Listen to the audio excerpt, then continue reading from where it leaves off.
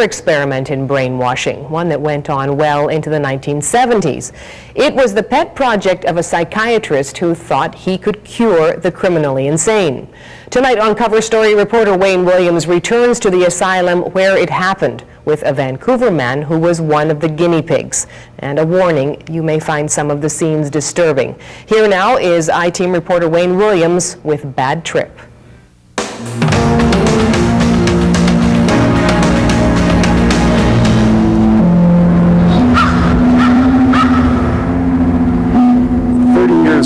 Almost 30 years later, I'm still haunted by 8 months in that hospital. I'll never forget what happened in that hospital.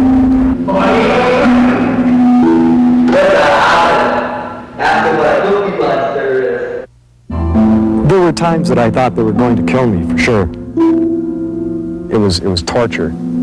This is where Steve Smith was hospitalized and forced into an experimental program that was supposed to cure even the most dangerous of insane criminals. It was such an important violation of ethical code of conduct in human experimentation.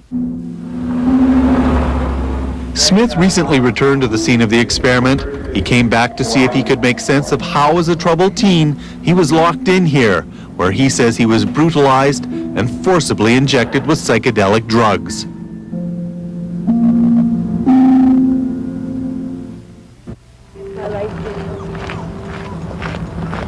Even though his life has turned out all right, his past haunts him. He currently lives in Vancouver with his wife Sunoco, where they live a West Coast lifestyle.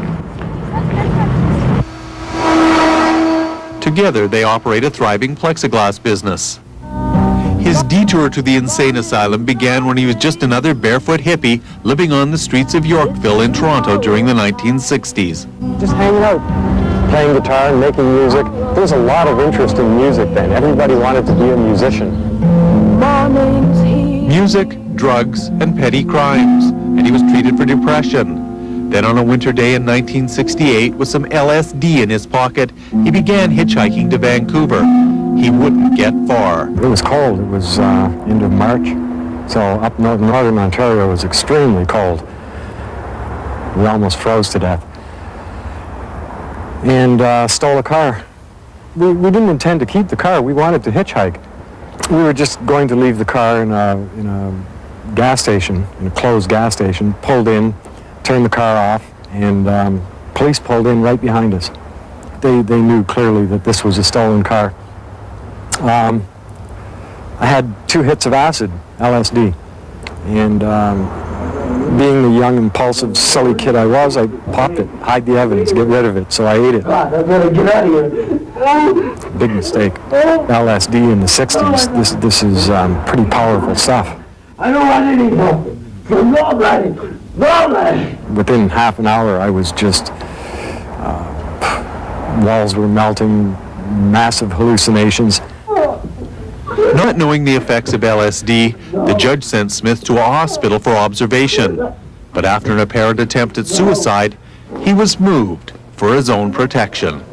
They were sending me to Penetanguishene, Hospital for the Criminally Insane. My jaw dropped, and I was absolutely terrified. Steve Smith's bad trip had just begun. He was transferred here to the mental health center at Penetanguishene, Ontario. He was about to become an unwilling guinea pig in one of the most radical experiments in Canadian psychiatric history.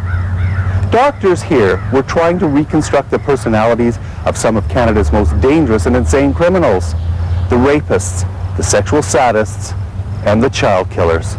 I just flipped right out and started strangling her, and I pounded her head against the stairs. So car thief Steve Smith found himself locked away with Canada's worst in the Oak Ridge division of the hospital. Most had no hope of ever getting out. That is, until a young psychiatrist arrived on the scene, promising a cure. Intensive programs are being carried on. Dr. Elliot Barker, shown here in a 1971 CTV documentary, believed mental illness was a failure to communicate. He wanted to destroy his patients' defenses to bring out their inner madness. Barker wanted Steve Smith to begin his treatment with a trip to the sunroom. Dr. Barker came in.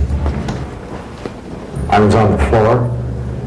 He told me that I was a very slick psychopath and that I needed treatment and that he wanted to put me into a program in the sunroom. I didn't really know what he meant by that, but the word sunroom sounded an awful lot better than the room that I was in. He gave me some possibility, some hope that I might possibly get out if I went along with his program. Dr. Jim Kennedy says medical treatment requires informed consent. He's the head of pharmacology at St. Paul's Hospital in Vancouver, and he chairs the hospital's Committee on Ethics and Human Experimentation. So it was neither consent, meaning that it was a reasonable thing to agree to, nor was it informed. And it's really a shame that it appears that these physicians would have been ill-informed or thoughtless around that particular issue. We think the patients have really very great advantages as therapists for each other. They all know that they're sick, each of them.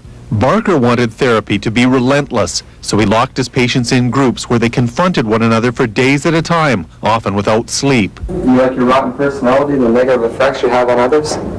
No. Well, what have I done since I come here? You've been very negative in here and trying to shut us down and intimidate us by your size and... I don't think so at all. Well, I think that The insane criminals became their own therapists and were punished if they refused. My understanding of the psychopath is they don't understand anything about someone else's feelings. They're the least qualified to be making any decisions about treatment for anyone else, no doubt about it. You know full well what you've been doing for The patients were given the power to prescribe drugs for one another, drugs that would create turmoil to provoke their inner madness. Hey, you're just defensive, throwing things back in her face. I think maybe an Amatol might help you. But I'm in favor of the Amatol. Yeah, I would have to agree. It seems to be the right time. We do attempt to use other drugs which bring out more clearly the illness that lies often concealed beneath the surface. I don't believe that Barker ever made any direct decision about what drugs I should receive when. That was made by patients and then followed through by staff or by Barker. Their drugstore included methadone, or speed to prevent sleep, sodium amytal, better known as truth serum to get them talking, which is what this man, who was featured in a BBC documentary, was given. It also included the one Steve Smith grew to fear, scopolamine, a drug that causes delirium and paranoia. I have a lot of hate in me, and I don't know why. The program peaked with a room they call the capsule. Yeah, and yet if someone else does something wrong... It was nude encounter therapy. Dr. Barker figured if they exposed their private parts, they would expose their private thoughts. They had visitors come from all over the world to see this supposedly successful, tremendously successful program for psychopaths. Dr. Marnie Rice is the director of research at the Mental Health Center. With complete access to inmates' histories at Oak Ridge, she was able to fully evaluate the program. They'd spend 24 hours a day locked up with one another, so that, eating, sleeping, everything, even their toileting, was all done in a group. He wants to kill people. It was impossible to escape from one another in those situations. So it was coercive, and this coercion in such a total environment, there'd be no distraction, nothing to distract the person from really examining his own personality. I was frightened to death. No one wanted to listen to what I had to say. I was just being told what to do, what I was going to do, where I was going to go.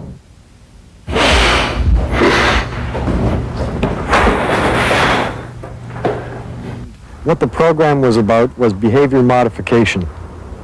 It wasn't about curing mental illness, it was about behavior modification, brainwashing. It's no doubt true that many of the techniques that they use in brainwashing are effective, and that we are using somewhat similar techniques. The group pressures, the use of drugs, the use of sleep deprivation, in some cases fasting. These things help to bring about a change in one's personality structure, which is what we're trying to do with these character disorders. But that's not brainwashing. We don't use the term. It's unscientific, it's paternalistic, It's risky. Sometimes we refer to it as a fishing expedition, that you don't really have any good information to tell you that it's going to work, but you think it might, and that's kind of dangerous. We keep a number of patients in the sunroom who, for one reason or another, want to be there, who we think are helpful with these more acutely disturbed patients. And they live there as a group that generally becomes very close and cohesive in a gentle and quiet way. The sunroom is where Smith was given scopolamine. Sunroom. So, what do you think? A coat of paint doesn't change much. This is exactly the same as it was. Coming back into this room, this scares the shit out of me. Oh. Man.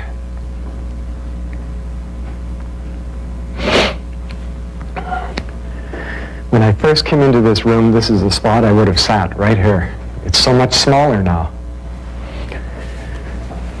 Sat here, scopolamine, and saw some little demon about this big running across this floor towards me over and over and over. Drugs, just constant drugs, constant pressure. After several weeks of drug treatment, scopolamine, amphetamine, that's the spot where I picked up the corner of the mattress and little specks of dust on the floor that you can see there even now was all living, squirming bugs, worms, insects, hallucination. I didn't belong here. This was a mistake. I was not Canada's toughest criminal. I had stolen a car. I was a young hippie.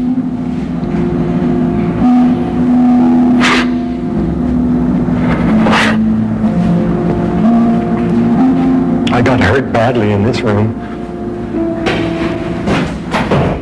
I can't talk about that. Smith's visit to Oak Ridge wasn't just frightening memories and empty rooms. Hi, Peter. Some of the patients from the 60s are still here. Smith and this man were handcuffed together for days at a time, therapists for one another. Wow. I'm sorry I walked past you and didn't... No, that's okay. I wouldn't have recognized you. I didn't recognize... You wouldn't have recognized me neither. How you doing? 30 years. Imagine that. Excuse me. Yeah. Come on in. He is Mike Kruger. He changed his name from Peter Woodcock. A 3-time child killer during the 1950s. He molested dozens. Just the kind of psychopath Dr. Barker thought he could cure. Oh, I love that. Yeah, isn't that nice? That's beautiful. That's, You're so fortunate to live out there. Oh, I know. Smith is polite, more like a high school reunion. But when they were strapped together, Kruger used to scare him with details of his murder spree. Look at this hill. Well, I'm still pleased that you have done well and that we were a small part of it. Kruger didn't do so well. Meaning we... In 1991, he struck again, killing another mental patient just 2 hours into his first day pass in 33 years. For me, it was a last hurrah. There was like a physical, sensual excitement. I was the one who put down the charges to make it look like a sex crime. But it was not a sex crime. Why did you do that? Just to confuse the authorities. Well, what did you do to make it look like a sex crime? I stabbed them in various other personal parts of the anatomy. I'm very uncomfortable about this part of it. For years it had been taken on faith that the Oak Ridge experiment did some good. What we found was startling. Those psychopaths who participated in the program had a significantly worse outcome than the psychopaths who did not participate in the program but went to prison instead. This was truly remarkable that you could change the behavior of psychopaths, but it was for the worse. We're still finding guys committing new violent offenses who were graduates of that program. We had some serial rapes, and we had at least half a dozen murders. What would happen to a doctor that tried to do this today? Not a committee in the country in the last 20 years or 30 years would approve a study like this. By the late 1970s, the Oak Ridge program was shut down. That's modest comfort to Smith. Right from the very beginning, all I wanted was for Barker to stand up and say, yeah, this shouldn't have happened to you. Perhaps we made a mistake. And I would have left it alone a long time ago. Today, Dr. Barker has a practice not far from Oak Ridge. He runs the Canadian Society for the Prevention of Cruelty to Children, and Barker maintains an internet page for discussion of ego state therapy. He declined our request for an interview. Eventually, Steve Smith found out he could get his case before a review board. He applied and was released after 8 months at Oak Ridge. I've come back here. I've accomplished what I wanted to do. I've told my story. Now I want to put this place behind me. I never want to see this place again. I don't want to think about this place anymore. And so he tries to leave behind the memories of a bad trip through a bizarre chapter in Canadian psychiatric history. For Broadcast One, I'm Wayne Williams.